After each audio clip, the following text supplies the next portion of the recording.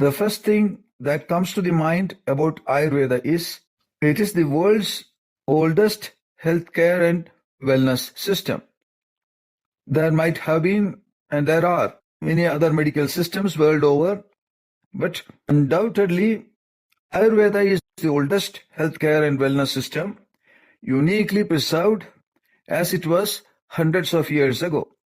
Ayurveda had been in existence from the pre-Vedic times. Of course, we have only a few references about that period, but the indications are that the healthcare was in existence even in that pre-Vedic era. We find Ayurveda's unique development in the Rig Veda times.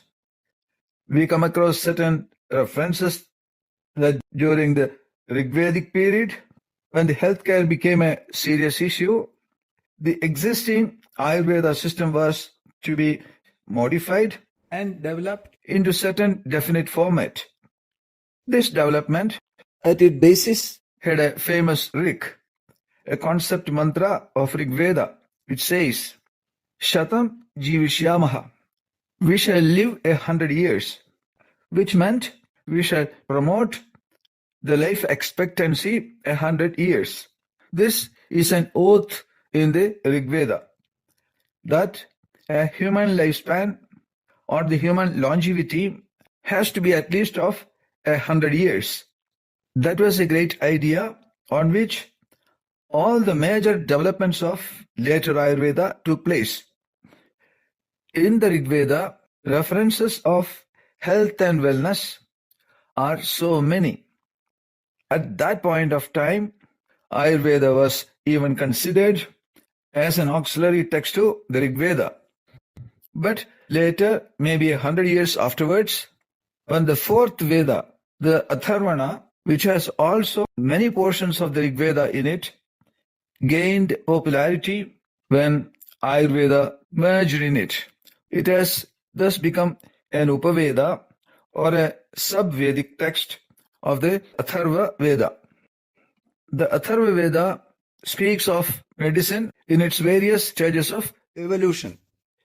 It contains some of the most primitive as well as some highly developed stages of therapy.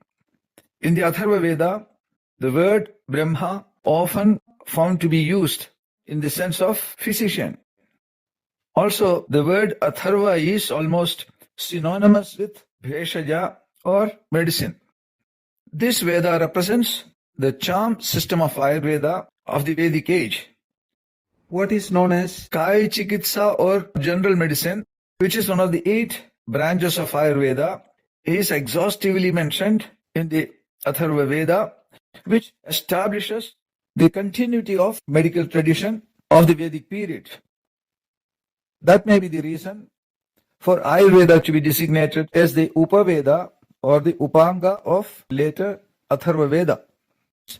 Atharva Veda mentions a large number of both major and minor diseases. The term for disease in the Atharva Veda is yakshma, which actually means consumption. Disease consumes the human system. But classification of diseases based on etiological factors is not to be found in the Atharva Veda. Though Ayurveda was thus improvised and vitalized in the Atharva, its first recognized roots are in the Rig Veda for certain. So much about the antiquity of the Ayurveda. The clarion call that the human life expectancy has to be that of 100 years awakened many, especially the rishis or sages of that age. And more than 3,000 years ago, sages like Bharadwaja, Punarvasu and Bhrigu came forward and found ways to arrest the repeated health challenges of epidemics by scientifically observing and evaluating them.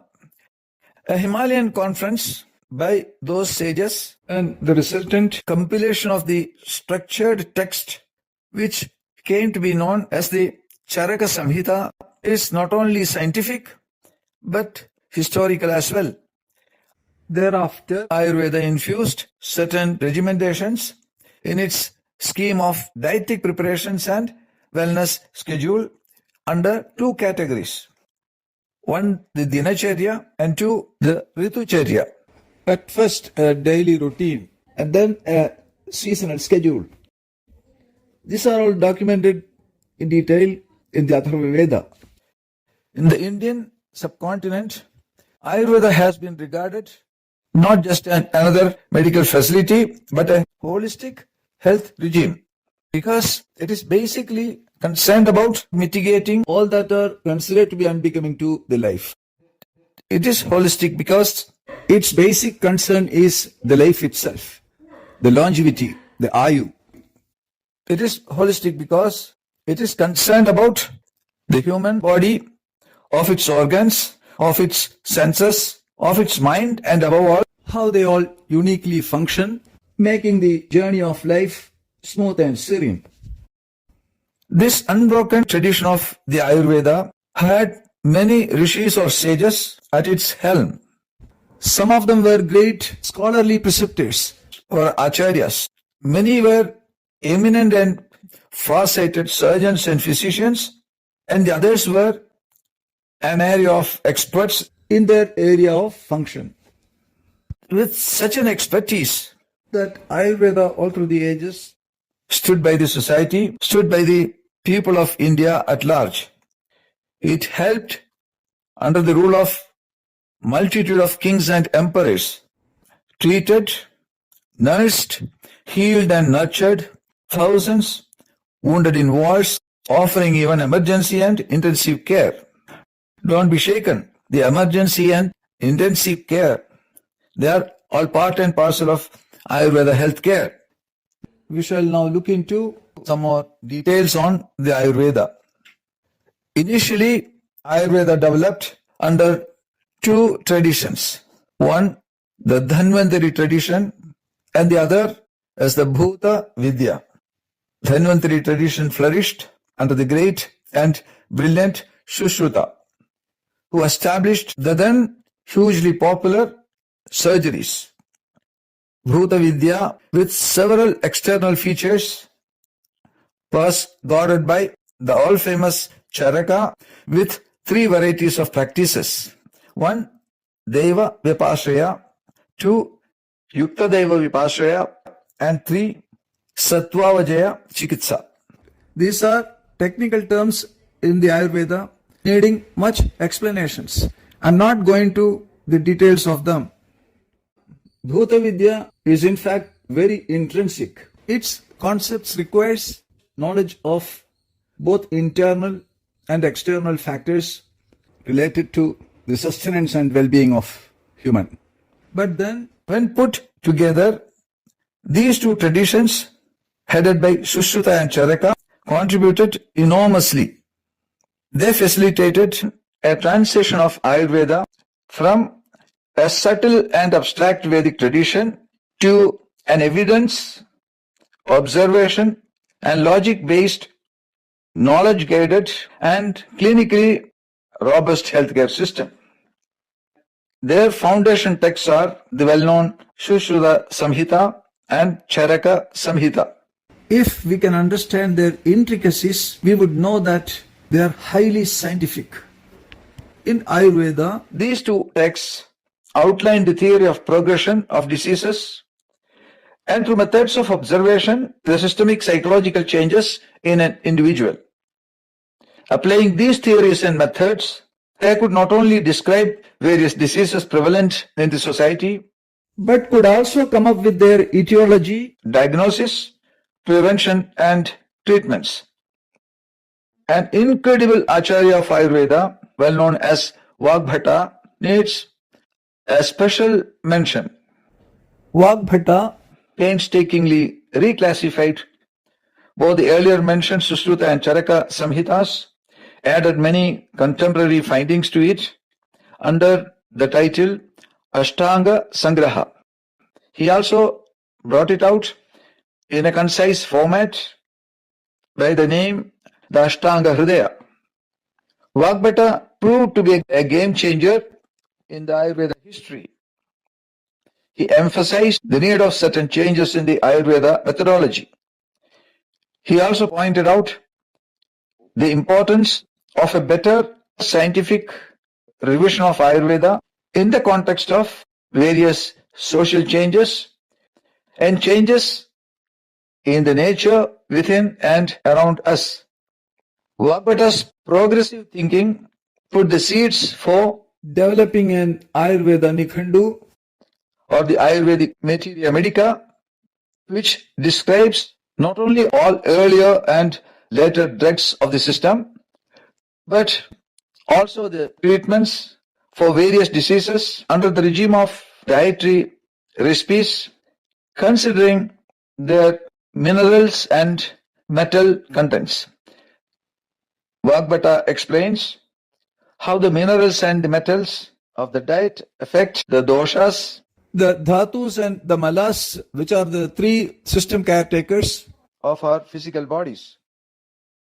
He, through his Ashtanga Sangraha, proved that the Ayurveda healthcare and its wellness scheme is no less a scientific method in its knowledge and development. Also, a Buddhist saint, Nagarjuna by name, is well remembered in Ayurveda. His researches and findings on Rasa Shastra proved a breakthrough. Ages ago, when the nanoparticles were unheard of, Nagarjuna came up with the idea of using low dosage of certain high potency drugs from metals.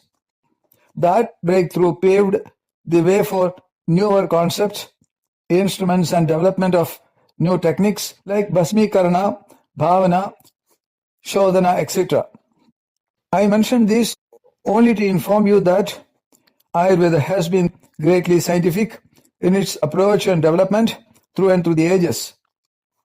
But such a system was hammered down at first by the British colonial rulers and then by the British Crown itself for no valid reason. Ayurveda stood helpless, witnessing its carnage.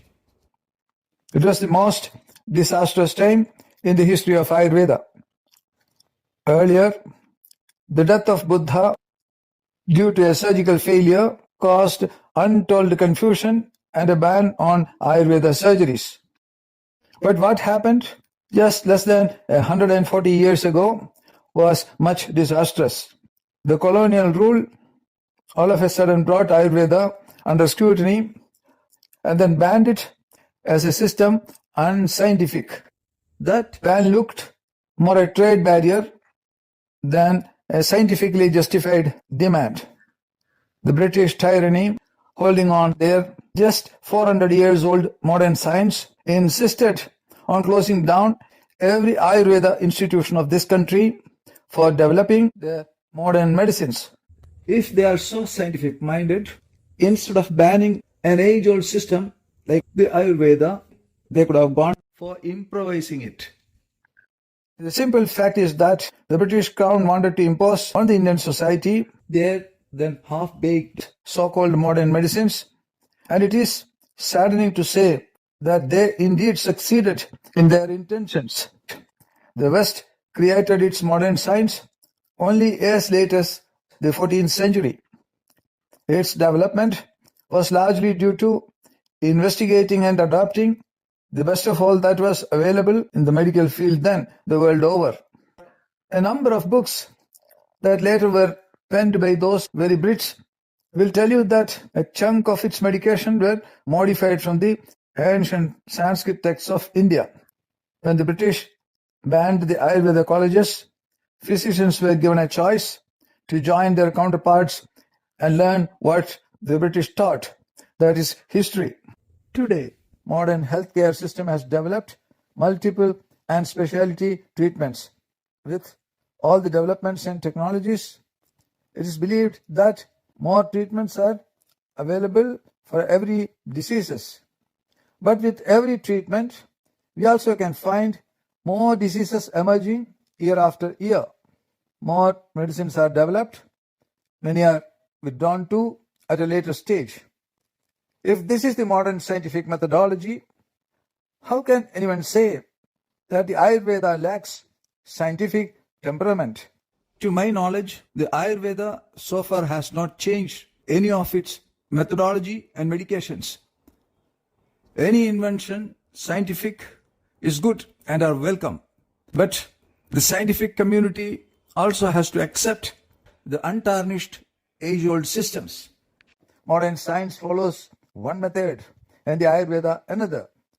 But let me tell you that Ayurveda from the time of the Vedas itself used the one methodology meant for the good of many and the welfare of all.